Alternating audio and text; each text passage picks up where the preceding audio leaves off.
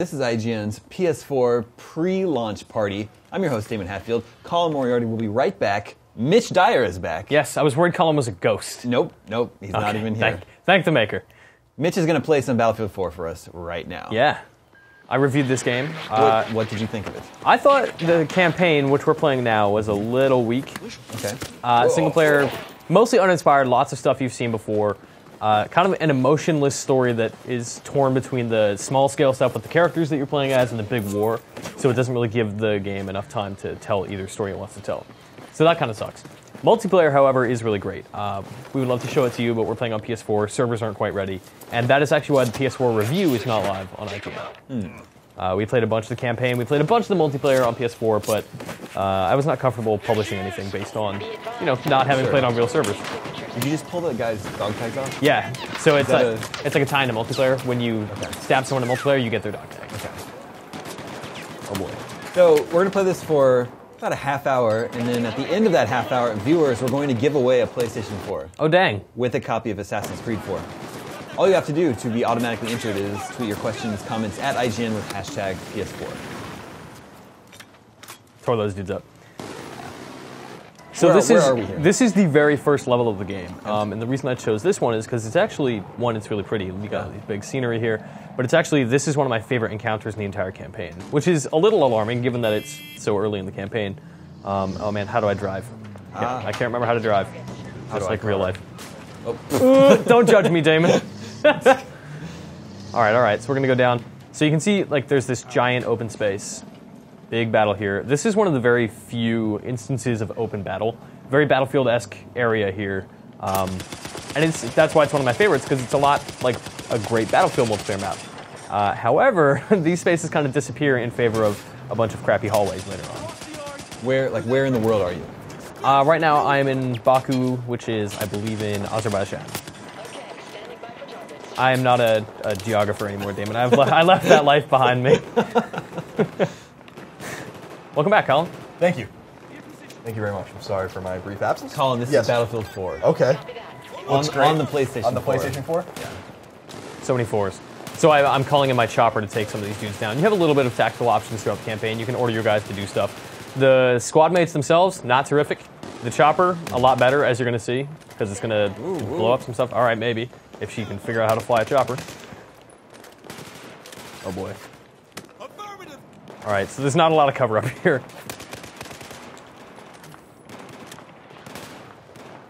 Lots of stuff in the environment. It's destructible too. Like the Frostbite 3 engine is actually really good about lots of stuff, right? Like that's gorgeous. Lots of destruction, lots of particles. And on next gen, it looks significantly better than it does on PS3 and Xbox 360.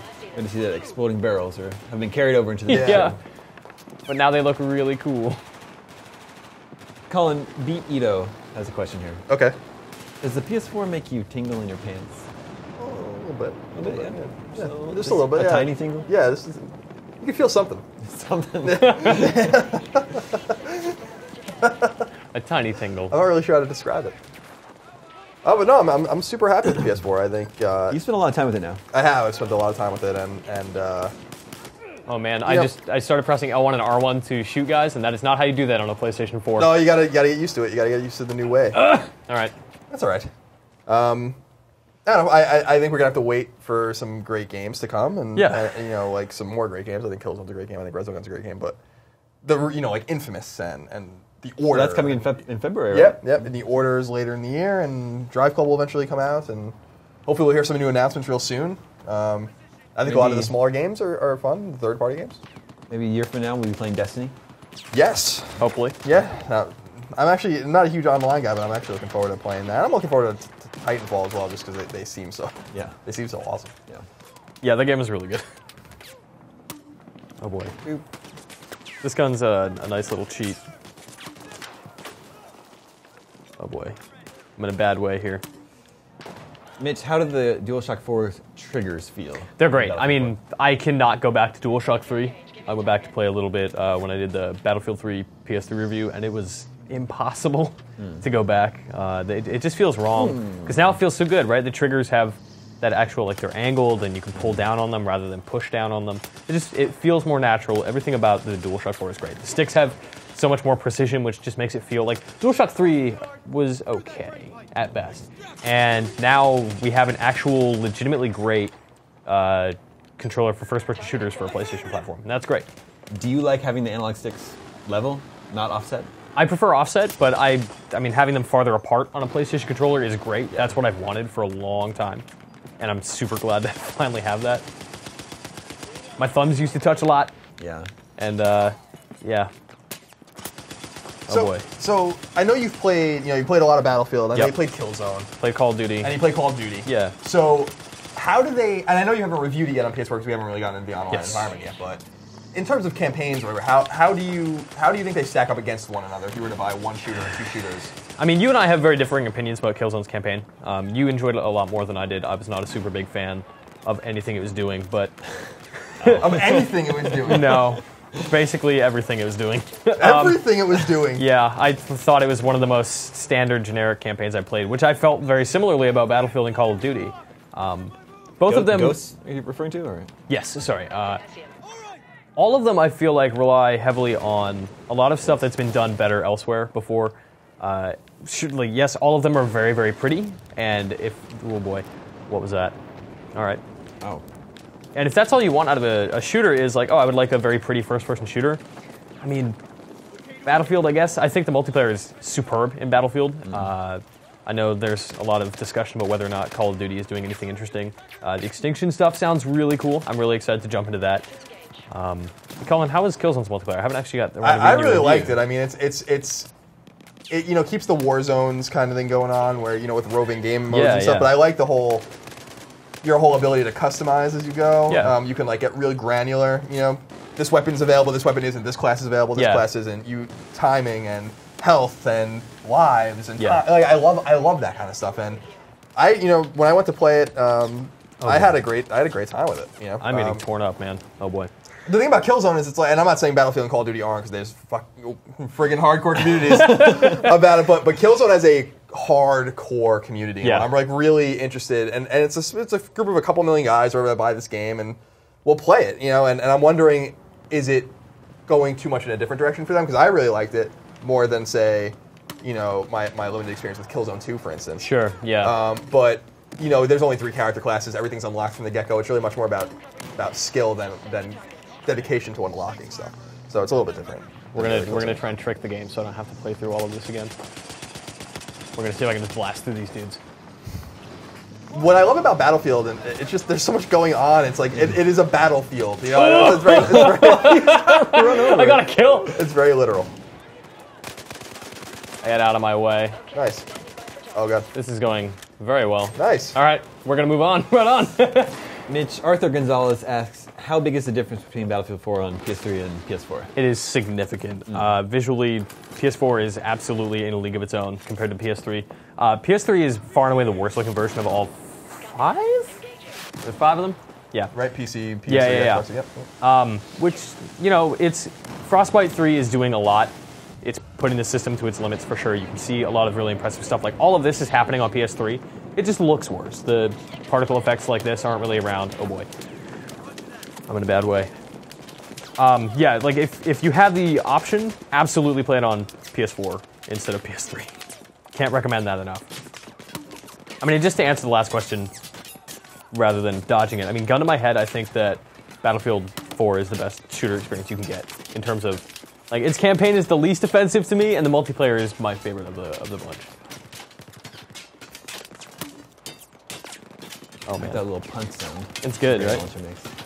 You're gonna use these goggles to see dudes because it's helpful, and I've not been doing that. Oh man, I'm getting destroyed, gentlemen.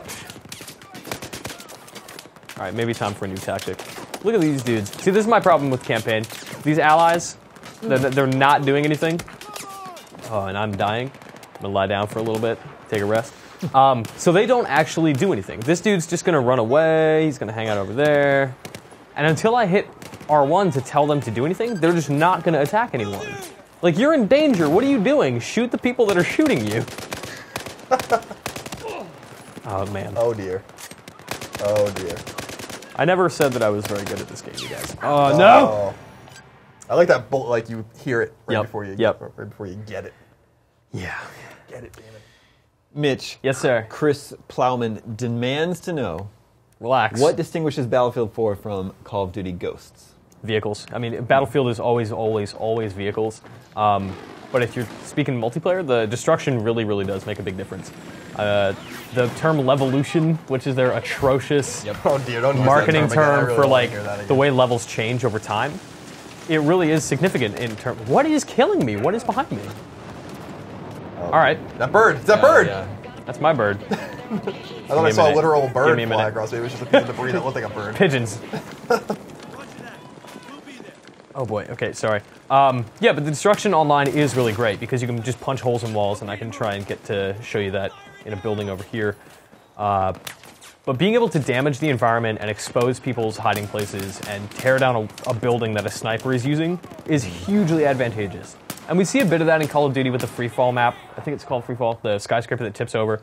But it's not as elegantly handled as, you know, a hotel crash, half of a hotel crashing down and giving you access to the rooftops in a way that you may not have had before.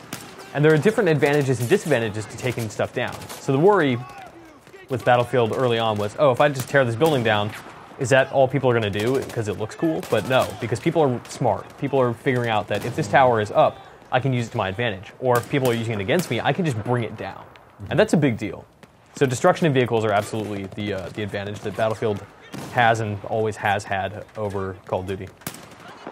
For me, anyway, I strongly prefer Battlefield. But I do enjoy Call of Duty quite a bit. Yeah, I think I'm going to play, I want to play through both campaigns. Oh, this guy. In December. See what it's all about. See what the next-gen shooters are all about. Yeah, man. So we can, if we look at this building here, it's whole, and oh man, I'm going to reload and try not to die here. Which I'm not doing a terrific job of. It's hard, I'm telling you, man. Yeah. You keep saying it's hard to talk. And So we just blew a hole in that building. And now anybody in that building is totally exposed. And online, right, like if you have a group of dudes that you're chasing down hiding in a building, if you and a teammate just start pouring rockets into a wall, they're going to be exposed, they're going to be too close to the wall, and the explosion's going to kill them. It really makes a huge difference. Now, Shazor M asks, what's the greatest thing about Battlefield 4 multiplayer? I think it is the unpredictability of that destruction, not knowing whether or not you're safe. Like, you are paranoid the entire time, or you are if you're me and you're a scaredy cat with everything, but not knowing whether or not you're safe because okay, I finally escaped that helicopter, but oh, he had missiles and he just punched a hole in the wall, and now I'm totally exposed to the tank on the ground, which, you know, somebody parachuting out of the sky is shooting rockets at. It's that kind of unpredictability, that craziness, and never really knowing who's going to do what and how it's going to go down is great. Oof, you only got one of them. Also. Yeah, that's not good. Ooh. Nice, got him there. Damn. Tearing it up now. Do you feel the emotional connection to these characters with the gold medal column? Yeah, absolutely. All right. That's a pretty game. It is. This scenery here, and this whole like next 5 minutes is really gorgeous. I'm actually going to lose my AI guys who are just hanging out back there, way back there. They were so helpful. Yeah, they were great. It was like Rainbow Six 3 where I used to just kill my squad before I started with that. I used to just turn around and just kill them all. Just a burden to me. Yeah, they were just annoying. You just do it myself. I wish. Man, like, Gears of War's ally AI was really bad that way. Like, Dom would hop over cover, run out into the middle of the battlefield and go down. It's like, well, if I don't revive you in 30 seconds, we fail this mission. Yeah. Thanks, dude. Yeah. Corners, guys. Corners, check your corners. No, it's fine. I checked. We're good. Elevator's clear. I've been in here for 5 minutes. Irish is very, very cautious. He is. He's paranoid. You may recognize Irish as Michael K. Williamson, Omar from The Wire. Really? Yeah. That's his awesome. voice? Yeah. And his likeness. He's got the scar and everything. Oh, what we're missing right now is helicopters attacking us. Oh, dear. Oh, I'm still such a sucker for these scripted moments, though. I love crazy stuff like that happening. Yeah, it's cool. Oh, man. Why am I dying? This shouldn't be happening. Up. Keep going. Dun's got you back. Yeah. Oh, boy. God. Oh, Jesus. I'm hurting. Time to take a break. It's fine. We have time. Gotta wait for your squad. Yep. Yeah, the scripted moments in this, I feel like, are a lot stronger than they are in Call of Duty Ghosts. Mostly, I think Ghost relies on a lot of stuff that's been done before. This is definitely some crazy stuff happening where it's Ghost is, oh, a bad thing happened and you fell down and somebody's got to pick you up and take you somewhere else. Whereas this is about the most terrifying thing I can imagine ever. That's cool. Are you controlling this? No. That's awesome. God. The end of the world. One thing after another, Damon. Yeah, this is great. Oh man, is it gonna kill me here? Am I gonna die? Jeez Louise. This is a cool scene. Yeah, this is great.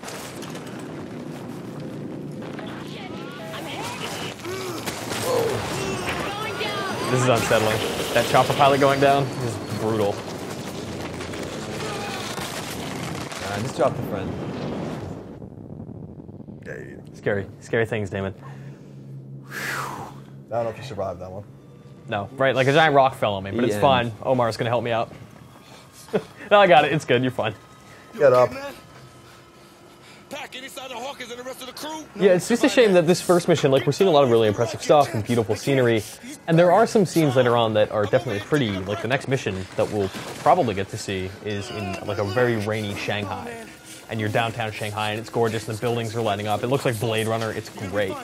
And this scene here, especially, but it's so uninspired all the way throughout the campaign that I can't, like, I don't care about any of these characters at all. Like, their performances are fine, but the writing doesn't do anything. They don't go anyplace interesting with them. And the story is like a mess. It is so confusing. You end up in places where it doesn't make any sense. People tell you things that never have any resolution. Oh my god, get the leg off. Yeah.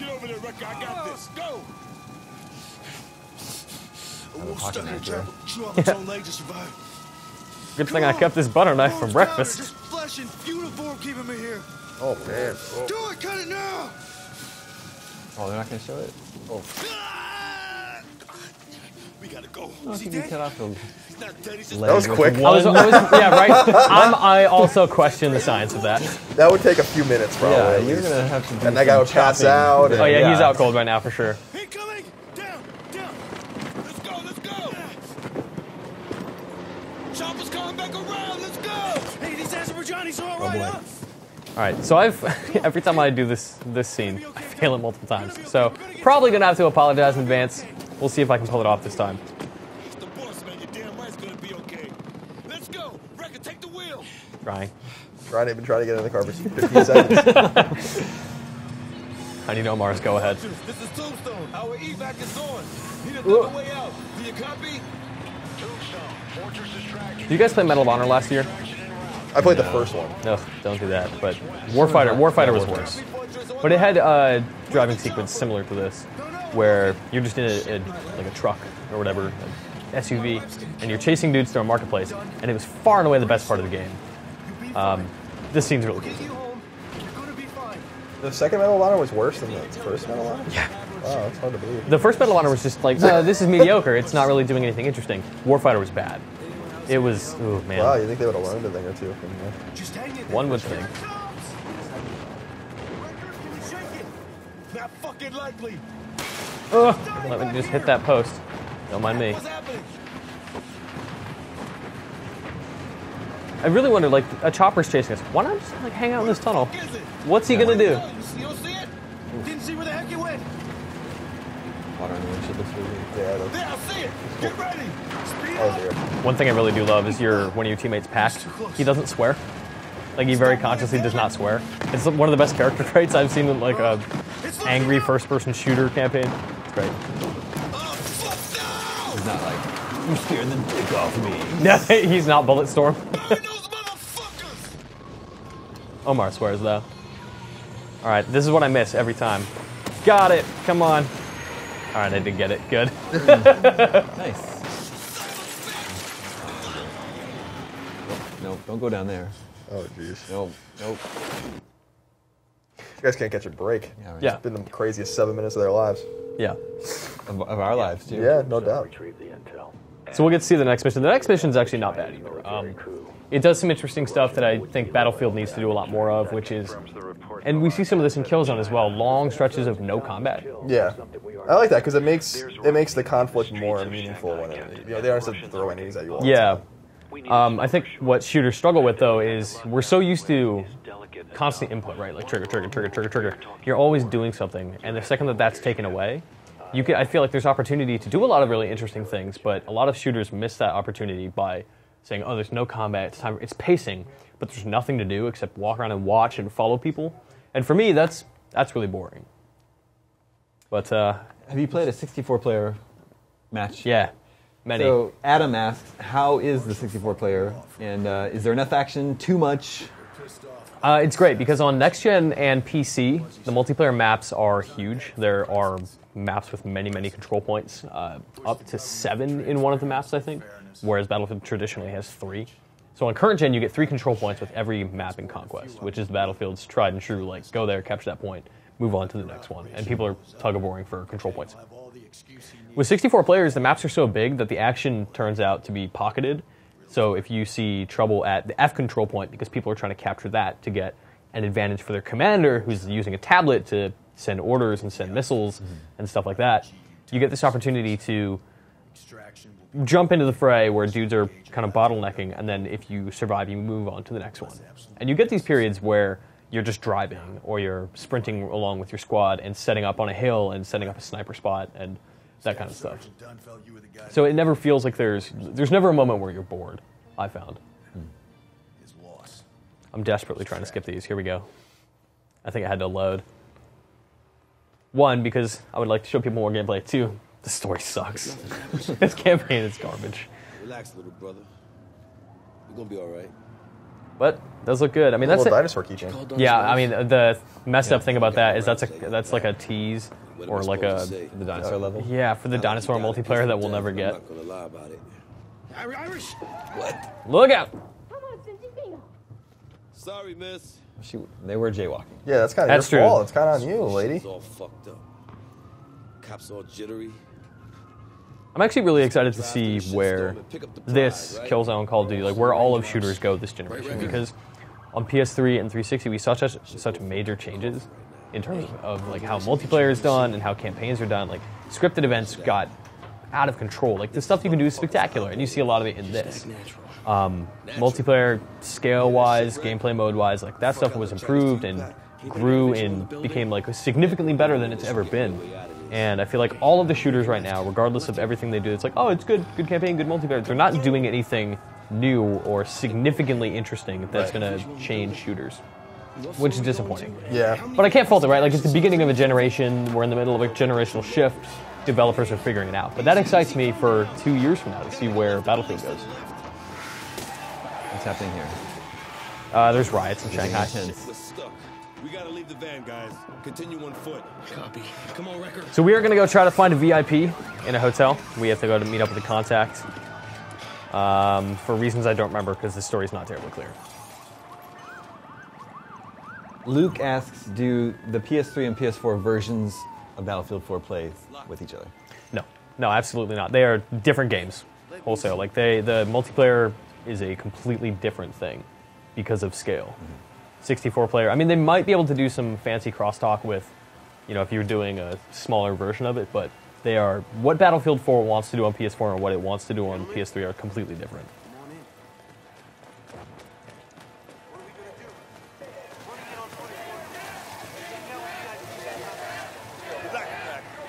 We'll get them from the balcony. Leave it to me. Up there. Viewers, in just about 5 minutes, we're going to give away a PlayStation 4. Oh, man. Ooh, that's hold on to your exciting. butts. Yeah. Please hold on. Please be excited. That helo does not bode well. So we're going to go up there. We're going to get a VIP. Can we make it there in 5 minutes? We're going to try. Probably not. We'll probably get to the next combat section in 5 minutes, though. We got to listen to Omar and Pac talk about stuff, though. This level is really pretty. Yeah, it is. It is. Kind of amazing. Yeah, I feel like everyone's like, what does next gen mean? What are these consoles really doing? This is just a shooter, but I think it's all in the nuance of the way the game looks, the lighting and the particles reflection, the physics, that kind of stuff. It's not going to be in character models and stuff because even on PS3, these character models look really good.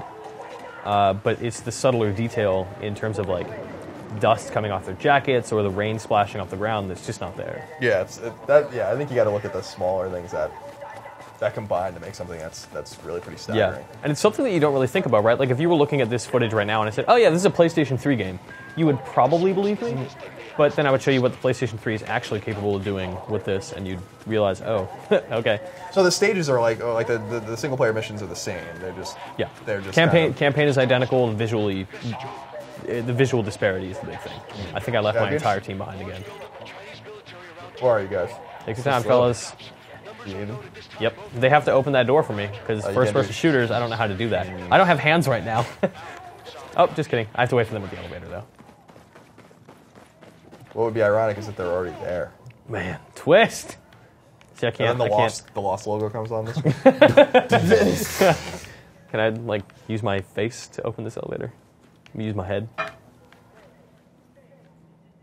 Here they come. Thanks, guys. Take your time. No big deal. We're not in the middle of a live stream or anything. The elevator. Pack. Blowing it. Oh, now I can press it. You don't want to leave them behind. They can't take that other elevator. Ready up. No, I'm over here. I need to pick a winner for our PlayStation 4. I know, this better be a good question. I know. Yeah. Find a good one. Real good. Remember, tweet us at IGN, hashtag PS4. To the hotel. Yeah, I don't see it. VIPs are on the top floor, so Skybar, Skybridge, that sounds about Who wants that PlayStation 4? Skybar was on the fucking roof. Do you have good questions yet? Are you choosing from multiple good ones? Yeah, there's too many good ones, is what the problem is.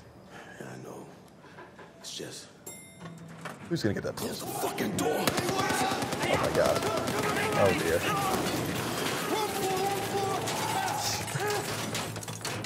We're good. They probably could have snuck to the sides of the door and just let the door close. They were not thinking ahead at all. Got scared. They got a little I rattled. panicked. I'm sorry. Any alternatives? Now they know you're here. And also, inadvertently, I just caused World War III. It's a real thing. Really? Yeah. I snuck into this country. If America were to fire guns on this, Chinese soil, China was going to start a war. And here we are. Well, the graphics are pretty, so There? it was worth it. All right, apparently there's nobody here, which is helpful. I like all the paper flying through the... Yeah. This is great. Like, all of this stuff is just not here on PS3. So when you see stuff like this, it's like when you saw the footage of Arkham City, when the like physics stuff was there, and you saw like the cash flying around in the vaults. Where are they? They're over there. 34 meters away. So what should be happening right now is we should have a combat scenario here, and I think I might have broken it. Oh, like in this... Yeah, this room is full of dudes. What do you... Pick it up, boys. All right, So now you're going to go back to where you went? Hey, guys. What's up? What is up, everybody? Oh.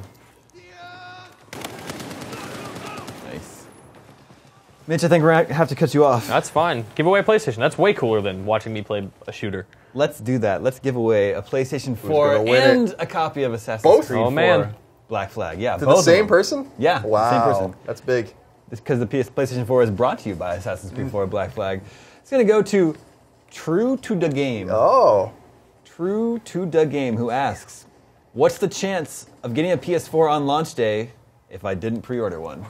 Slim All right. run. No, Well, for you, for you, very likely. you are getting one. It may not, you probably won't get it Maybe actually launch on day. launch day, but we'll get it to you We'll as soon get as it. we Yeah, can. we'll get it to you ASAP. But for everyone else out there, is there any chance to just walk into Best Buy and pick I'm one up? sure there is a chance, but you better be ready to camp out and wait. Yeah, I mean, it's going to come down to luck, I think, a lot of it. I remember when the Wii came out, there were all those shortages, but there were still moments where you'd see people online saying, like, oh my god, I walked in and they just arrived. You might have some chance with that. So, I mean, just if you're that desperate, you really want one, definitely just keep checking stores. Viewers, we have a lot more copies of Assassin's Creed 4 to give away and another PlayStation 4 to give away. First, we're going to take a quick break. When we come back, we're going to be playing NBA 2K14. Is that correct? You Yes. heard about that? Yes. I'm correct. See you in a sec.